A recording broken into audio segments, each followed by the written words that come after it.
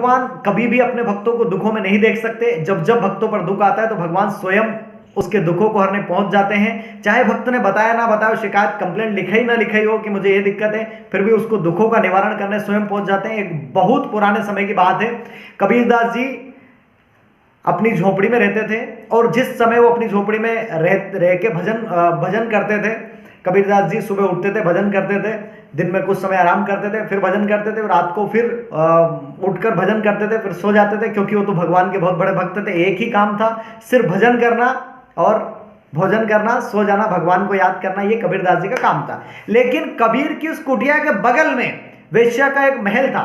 वेश्या अपना कर्म करती, कबीरदास जी अपना कर्म करते। वेश्या का कर्म क्या? वेश्या का कर्म गाना बजाना, नाचना, अपने आशिकों को रिझाना, ये वेश्या के कर्म थे।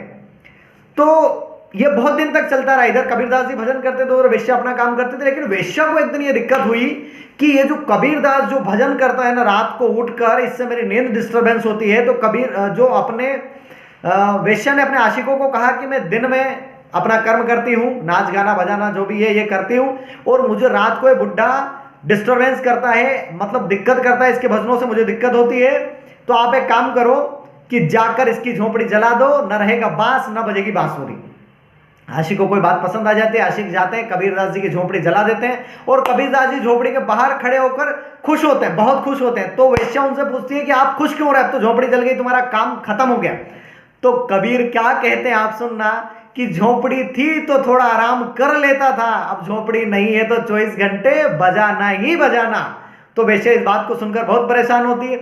ऊपर से परमात्मा को गुस्सा आता है कि मेरे भक्त की झोपड़ी जला दी। अब जो शुरू में मैंने आपको बोला था कि भक्त किस तरह से बदला लेने भगवान किस तरह से बदला लेने पहुंच जाते हैं, भले भक्त बताए ना बताए। जबकि कबीरदास जी तो खुश थे कि झोपड़ी जल गई तो 24 घंटे भजन करना।